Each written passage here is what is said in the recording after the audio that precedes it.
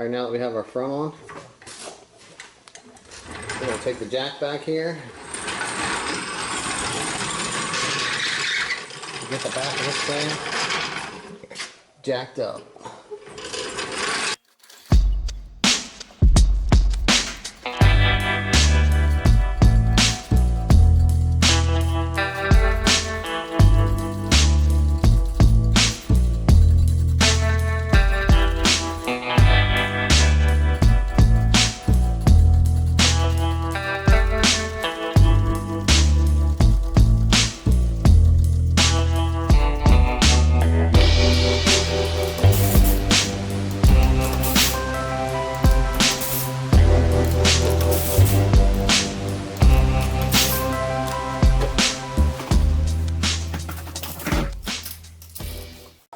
Alright, so if you watch the BC coilover install, I did stick the aftermarket Prothane or end links in here.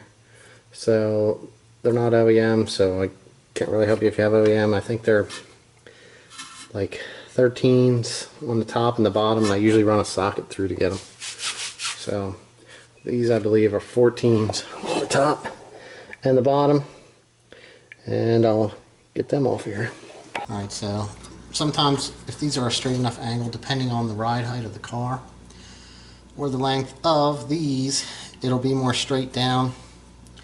Right now it's on too much of an angle for me to run a socket up through the control arm with an extension. So I have a ratchet wrench on it and a regular wrench on the top, and that's how I'm going to remove these. Do is just pull it right up out. It's not impacting the strut or coil like this one is. So I'm going to go get the other side off. It's not something you gotta see, so I'll be right back. Alright, now we got the other side off. This sway bar will actually move now. I can get a little bit of a lean to it and actually pull the bolt the rest of the way out. I like to try to hold on to everything so it doesn't go everywhere, but sometimes that doesn't really work out too well. Just like the front, I'm going to stick them back together the way that they would be assembled on the vehicle. So.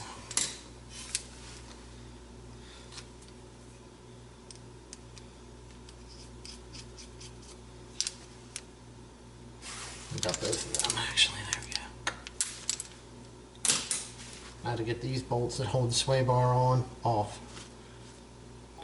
Alright, so there's two brackets like this, one on each side, and they have 13mm bolts. They're actually pretty long. Kind of curious to see how this gun's going to work with this.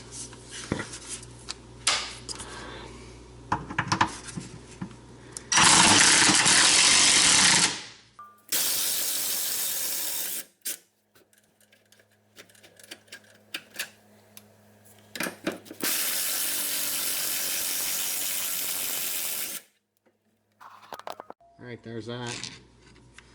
Got the bolts out. Sway bar's off on this side. Time to go do the other side. This is some heckish upward looking angle here, but that's the way the tripod wanted to cooperate. So here's our other two bolts, one's here and one's here. This back bolt does hold the charcoal canister bracket, which doesn't really affect anything. So now we're going to get up in here.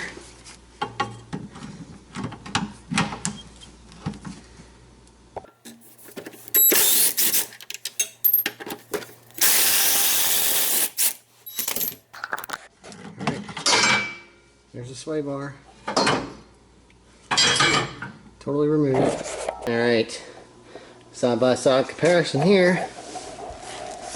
Now, it's a little tough because these are already an aftermarket end link. So here's the factory end link. It looks like it has like a ball joint style in it, and then it has the two bushings that actually go into the bracket on the strut of the coil. Now you can also tell because of the difference on the angle here on the sway bar where it goes in. Here's our bracket on our factory one. Here's our bracket on our hotchkis. Now,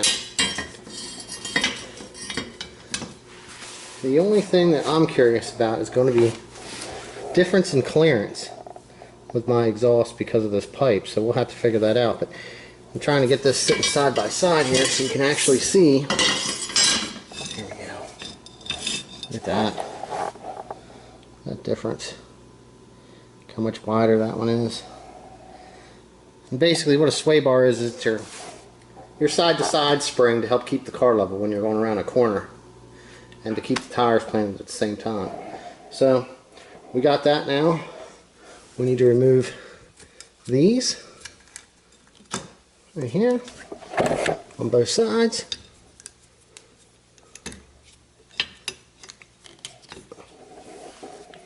Better get this sway bar installed.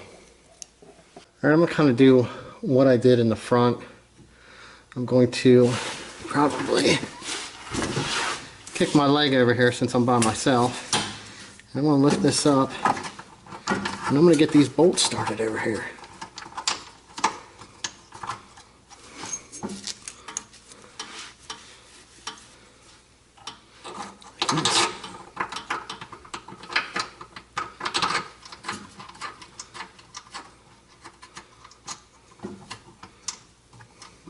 Alright, I'm now moved over to the passenger side rear. I'm going to do the same thing over here. I'm going to get this picked up. I'm going to plate these bolts in here. Basically get stuff started. Needs a little bit of side to side here. Move that over. Alright.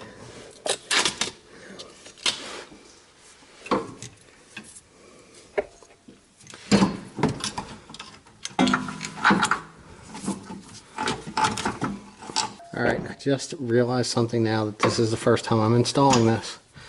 I got to go to the other side and I actually have to loosen that because this needs put up into here first because there's not enough room between this point and this point because of this length for this to roll up. So we're back over to the other side. Alright, so when installing your rear hotchkis sway bar, you want to make sure you put the end links down through the strut or the coil first before starting the bolts here. So I have one bolt in here. I'm going to let the one out and I'm going to go over to the other side. I'm going to get that one pushed up in and hopefully I can get it up in by myself. Alright, there we go.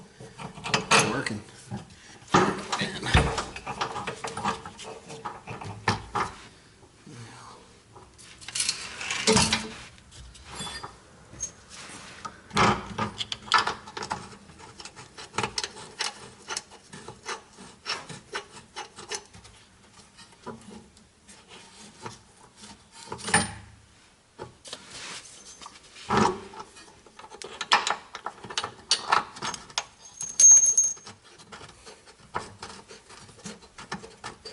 Should go on a blooper reel. How many times can I drop the bolt?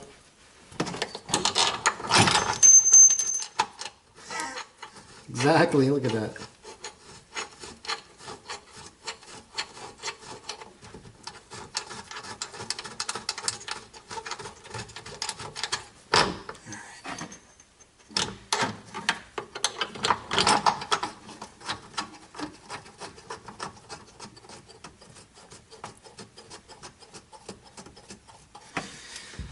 Alright, now I got all of the bolts started there.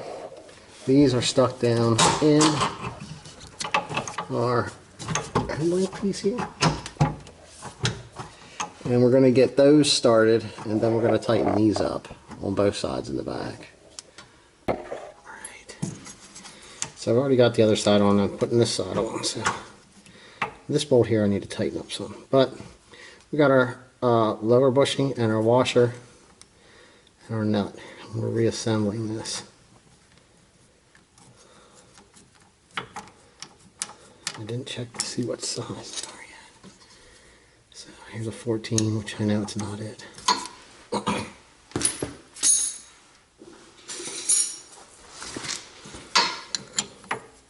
Alright, so these nuts on the bottom of these are actually 17s.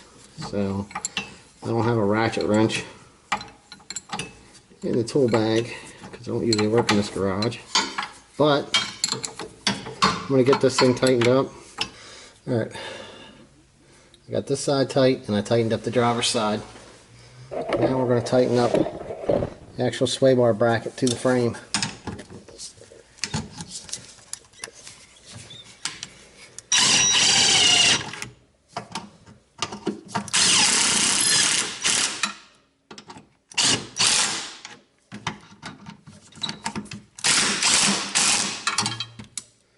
Alright, nice and tight. Alright, gotta get this driver's side tightened up.